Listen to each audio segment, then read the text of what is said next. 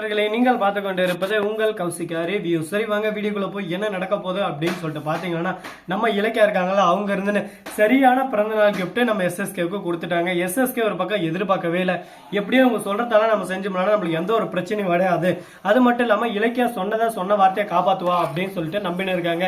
ஏண்டா நான் சொன்ன வார்த்தையை காப்பாத்துறது நீனா ஹரிச்சந்திரனா இல்ல நான் ஹரிச்சந்திரத்துக்கு பக்கத்து வீட்டுக்காரியா? சொன்ன வார்த்தையெல்லாம் என்னால காப்பாற்ற முடியாது.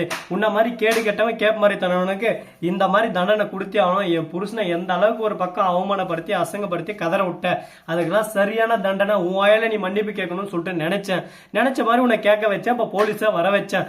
இலக்கியா இதெல்லாம் சரியில்லை பாத்துக்கோ அப்படின்னு சொல்லிட்டு நம்ம எஸ்எஸ்கே சவுண்ட் விடுறாரு. எஸ்எஸ்கே கூல் கூல் கூல், இதுக்கு மேல நீங்க பேசி ஒன்னும் யூஸ் இல்ல. நீங்க பேசினாலும் அதை பத்தி எனக்கு கவலை இல்லை. நான் இங்க என்ன நினைக்கிறேனோ அதுதான் இங்க நடக்கும். உங்க இஷ்டத்துக்கு நீ பேசுறதுக்கெல்லாம் நான் சேஞ்ச் அப்னு தலையை ஆட்டின இருக்க மாட்டேன். அதை ஃபர்ஸ்ட் நல்லா புரிஞ்சுக்கோங்க. இதுக்கு மேல இங்க பேச்சே இல்லை அப்படின்னு சொல்லிட்டு ஒரே வார்த்தையில முடிச்சிட்டாங்க. இப்ப என்னடா செய்யுது ஏதா செய்யுதுன்னு சொல்லிட்டு தெரியாம குழப்பத்துல குழம்பி போயிட்டு இருக்காங்க. ஒரு பக்கம் என்னடா இது இந்த அளவுக்கு ஒரு பக்கம் போராட்டத்துக்கு அப்புறம் நாம ஜெயிச்சிருக்கோம்னு சொல்லிட்டு ஒரு சந்தோஷப்படுறதா, இல்ல மறுபக்கம் இன்னும் தீர்ப்பு கிடைக்கலையே, இன்னும் கோர்ட்டுக்கெல்லாம் போய் ஆதாரத்தை காட்டணுமே அப்படின்னு சொல்லிட்டு ஒரு பக்கம் சோகப்படுறதா, மறுபக்கம் காத்தி புரிஞ்சுக்காம திரும்ப ஒரு பக்கம் நீங்க எல்லாம் சத்தியமா நல்லாவே இருக்க மாட்டீங்க. எப்படி எங்க அப்பாவை துரத்தி நான் எங்க போனாலும் எனக்கு ஆதரவா இருக்கிறவங்களை எல்லாரும் அடிச்சு ஓட விடுறதா உங்க பழக்கமா? அவங்கள நிம்மதியாவே இருக்க மாட்டீங்களா?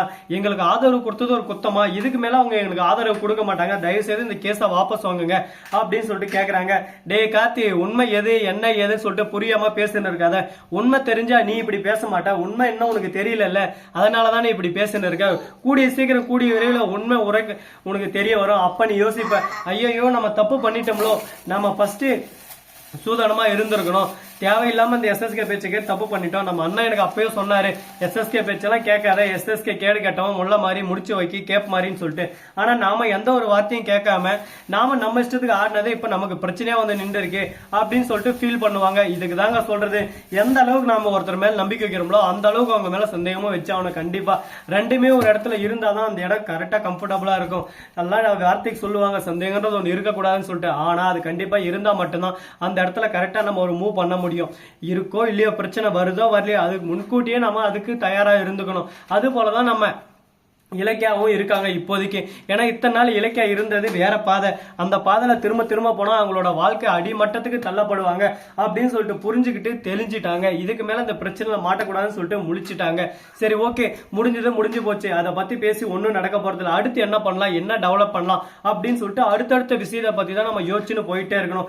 ஏன்னா எந்த ஒரு விஷயமும் நம்ம ஆற விட்டோம்லன்னா அதை ஒரேடியா ஆறிடும். சூட்டா அடிச்சுன்னு போயிட்டே இருந்தா அது அப்படியே சும்மா ஸ்மூத்தா கிளீனா போயிட்டே இருந்துரும். அது போலதான் நிறைய விஷயங்கள் எல்லாம் நடந்துன்னு இருக்கு. அது மட்டும் இல்லாம மறுபக்கம் என்ன நடக்க போகுது அப்படின்னு சொல்லிட்டு பாத்தீங்கன்னா, நம்ம எஸ்எஸ்கே ஜெயிலுக்கு போயிட்டு சும்மா ஒண்ணும் இல்லைங்க, அங்க வந்து கிடைக்கிற நம்ம ஆளுங்கிட்ட எல்லாம் போனை கலெக்ட் பண்ணி தாட்சாயணிக்கு போன் பண்றாங்க. இதோ பாரு தாட்சாயணி, நான் என்ன பண்ணணும் சொல்லு பார்க்கலாம். அவங்க ஆதாரத்தை கையிலே வச்சிருந்தாங்க. அந்த ஆதாரத்தை கார்த்தி கிட்ட காட்டி இருந்தா இப்ப கூட கார்த்தி நம்ம கிட்ட இருந்திருக்க மாட்டான். அதனாலதான் வேற வழி தெரியாம நான் அப்படி பண்ண அப்படின்னு சொல்லிட்டு எல்லாத்தையும் சொல்றாங்க. ஓகே, எனக்கு புரியுது. இதுக்கு மேலேயாவது நம்ம உஷாரா இருக்கணும். இந்த இலக்கிய எந்த அளவுக்கு கேப் மாதிரி தனம் பண்ணிருக்கான்னு சொல்லிட்டு எனக்கு தெரிய வருது. நீங்க என்னைக்குமே இறங்கி போக மாட்டீங்க. நீங்களே இறங்கி மன்னிப்பு கேட்கறீங்கன்னா இங்க ஏதான ஒரு பிரச்சனை நடந்திருக்கும் அப்படின்னு சொல்லிட்டு நான் அப்பவே திங்க் பண்ணிட்டேன். ஆனா இந்த பிரச்சனை இப்படியே விட போறதுல கூடிய விரைவில் கூடிய சீக்கிரம் தேடி வந்து அவளை அடிக்க விட மாட்டேன். உங்களை எப்படியாவது வெளியே எடுக்கிறேன். ஜாமீனுக்கு வந்தா ஜாமீன் எல்லாம் கொடுக்க முடியாது. இந்த கேஸ் வந்து உங்க மேல ஸ்ட்ராங்கா இருக்கு, அதனால ஜாமீன் இல்லைன்னு சொல்லிட்டாங்க. அது மட்டும் இல்லாம கூடிய விரைவில் தாட்சாயணியும் கைது செய்யப்படுவாங்க அப்படின்னு சொல்லிட்டு சொல்லியிருக்காங்க. எதுக்கும் கொஞ்சம் உஷாரா இருக்கு, இல்லை எங்கன்னா போயிரு. உங்களை விட்டு அப்படி என்னங்க எனக்கு சந்தோஷம், நான் போக மாட்டேன். நீங்க எதுக்கும் கவலைப்படாதீங்க. உங்களை வெளியே எடுக்காம நான் போக மாட்டேன். உங்களை வெளியே எடுக்கிறதுக்கோசம் நான் எந்த எல்லைக்கும் போவேன். அந்த இலக்கியம் மட்டும்தான் அவன் புருஷனுக்காக இவ்வளவு போராடுவலாம், நானும் போராடுவேன் அப்படின்னு சொல்லிட்டு சவால் விட்டுன்னு இருக்காங்க. சபாஷ் பரவாயில்ல, ரெண்டு பேரும் ரெண்டா பக்கம் போட்டி போட்டு இருக்காங்க. ஆனா அந்த போட்டிகள் வெற்றியில போய் முடியுமா இல்ல தோல்வியில போய் தழுவுமா அப்படின்னு சொல்லிட்டு நிறைய கேள்விகள் இருக்கு. இந்த கேள்விகளுக்கு நடுவில் தான் நம்ம இலக்கிய சைடுல ஒரு பக்கம் ரன் ஆயிட்டு இருக்கு.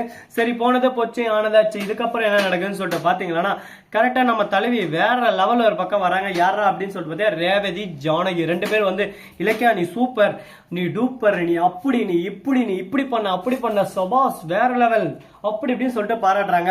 ஒண்ணுமே புரியல, குழப்பம் ஒரு பக்கம். என்னடா இது இந்த அளவுக்கு ஒரு பக்கம் பாராட்டுற மாதிரி நம்ம என்னத்த பண்ணிட்டோம் அப்படின்னு சொல்லிட்டு யோசிச்சுன்னு இருக்காங்க. இதுதாங்க புகழ்ச்சி. எப்பவுமே அவங்களுக்கு பிடிக்காது, அவங்க பண்ண விஷயம் அவங்களுக்கு தெரியாது. ஆனா அவங்க சிறப்பா பண்ண விஷயம் நமக்கு நல்லா தெரியும். அதனால அவங்களுக்கு தான் வெற்றின்றது நமக்கு புரியும்.